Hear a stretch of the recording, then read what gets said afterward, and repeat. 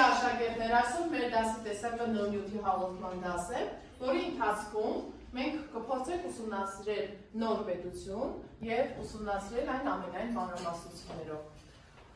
Մինչև նորնյութի հաղորդումը կփորձենք կռահել, թե որ պետություն ենք այսօր ուսումնասիրում, դրա համար փորձենք շրջվել էկրանին և փորձենք տես մտածիր զարմացի մեթոդի միջոցով կռահել, թե որ պետություն ենք մենք ուսումնասիրում։ Ինչ եք տեսնում նկարում։ Ինչ-որ ծանոթ բան գտանք արել։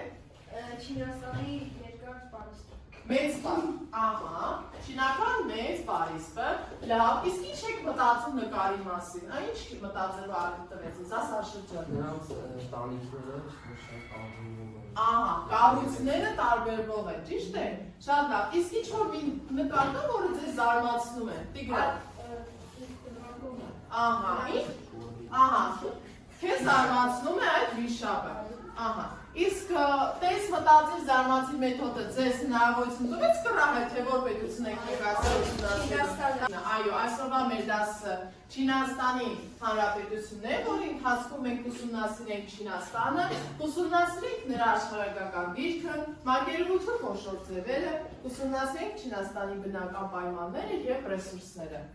Մեր դասի նպատակին հասնելու համար փորձենք ավելի ուշադիր, ավելի լավ և ավելի ակտիվ մասնակցել դասի ընթացքին։ Հիմա փորձենք ես հրատախտակին գրեմ Չինաստան և տեսնեմ ինչ գիտեք դուք առհասարակ Չինաստանի մասին։ Ով կարող է ասել ինչ գիտի Չինաստանի մասին։ Այդ դուք առաջին ինչը ճանաչեցիք նկարի մեջ։ Ասայանա։ Չինական մեծ պարիսպ։ Ահա, Ալիգրի։ Ահա, դա ենք գրում և վերջ։ Աշխարհի քաղաքական քարտեզում Չինաստանը, հիշում եք, ճիշտ է, գտնվում է Արևելյան Ասիայում։ Ահա, հիմա փորձում ենք Չինաստանը ճանաչել ջրովի։ Չինաստան, տեսնում ենք քաղաքական քարտեզում Չինաստանի աշխարհագրական դիրքը և տեսնում ենք, որ այն արդեն իսկ երևում է, որ Արևելյան Ասիայի ամենամեծ պետությունն է։ Գտնվում է Խաղաղ օվկիանոսի ափին, չէ, նրա ափերը ողողում են Դեղին ծովը, արևելաչինական և հարավչինական ծովերը։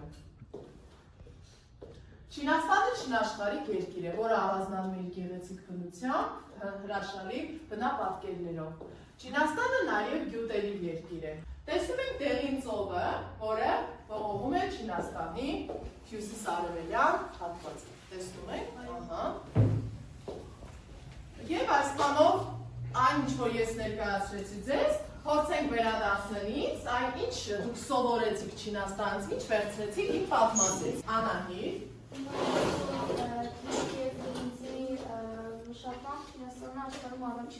Ահա։ Խոշոր գետերով է հարուստ Տիգրան։ Շատ ապրես։ Հիմա մենք կփորձենք ուսումնասիրություններ կատարել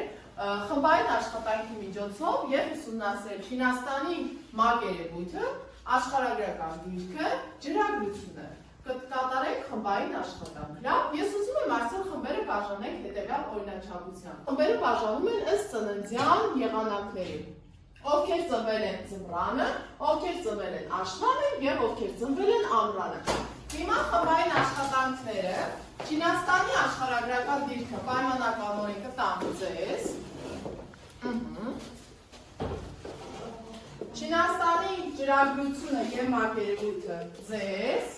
և Չինաստանի բնական պայմանները և ռեսուրսները կտանք երկրորդ խմբին։ Ձեզ հանձնարարությունները կտրվեն, որպեսզի ընթացքում նաև վերհիշեք ձեր հանձնարարությունները։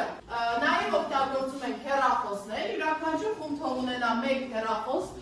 որպեսզի օգտագործեք բրայնոգրաֆ աշխարհացույց կրթական հարթակը և փորձեք ուսումնասիրություններ կատարել այդ հարթակի միջոցով։ Դրա համար ձեզ կտամ 5-ից 7 րոպե ժամանակ։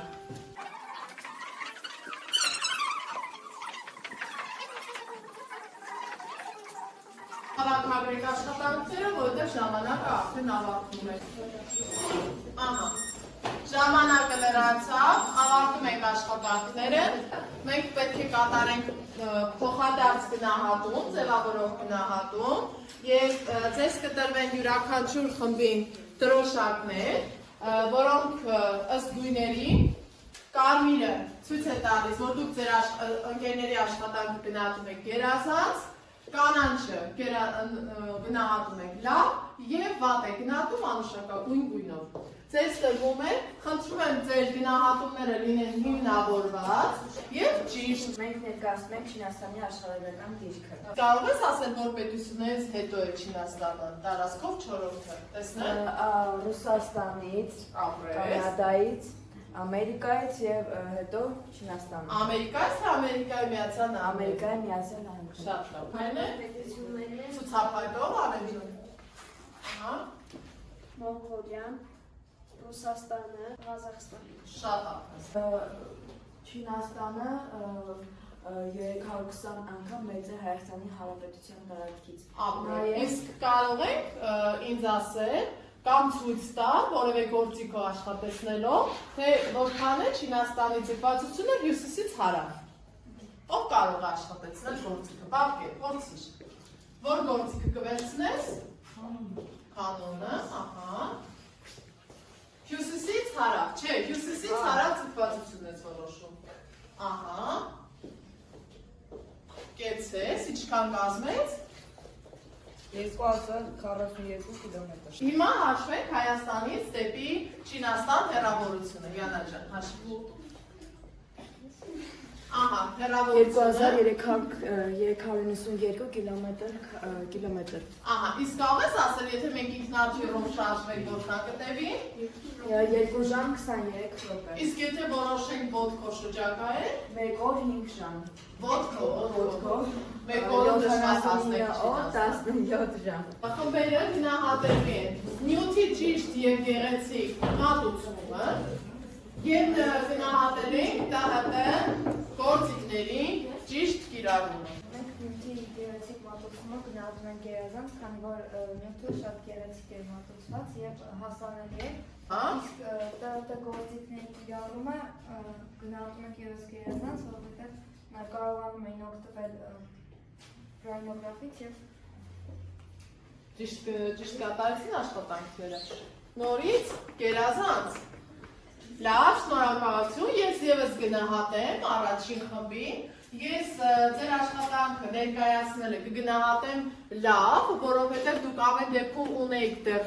լրացուցիչ նյութեր ասելու, որոնք պետք է ուսումնասիրեք, իսկ ՏՀՏ գործիքների կիրառումը, այո, ես ևս ձեզ գերազանց եմ գնահատում, որովհետև դուք շատ հմուտ ձևով արդեն կիրառում եք աշխատուց կրթական հարթակի գործիքները։ Կեցեք։ Չինաստանում գտնվում պանդաների էնդեմիկ տեսակներից, որոնցից մնացել են 2000 առանձնյակ, ալերգոտ կենդանիներ են, որ նրանք ուտում են եւ քնում։ Չինաստանի անտառապատ տարածքը կազմում է 8%։ Տարածքի բարձրամիտ մեծությամբ 2 միլիոն քառակուսի կիլոմետր լայնությամբ գտնվում է Տիբետի բարձրավանդակը եւ Չինաստանում է գտնվում աշխարհի ամենաբարձր գագաթը Ջոմոլունգման, որին անվանում են Էվերեստ, 8848 մետր բարձրությամբ։ Մյուս խոշոր կետը Սիցիլիան է, երկրի հարավարևելքում, ունի նավարկության եւ առողջական մեծ նշանակություն։ Չինաստան ամփոփել ֆրայերի մոդել քարաբաժան ամուսակը լրացնելով։ Անի Արևելանասիայի ամենամեծ պետությունը։ շատ ապրես, ինչ-որ մեկըդ մոտենա եւ գտնի Չինաստանի դրոշը։ Արի Իրինա ջան։ Ահա, ճանաչես։ Շնորհակալություն, Անի ջան, նստիր։ Ասա այսօր ամփոփում ենք հմտությունների բուրգ մեթոդի միջոցով։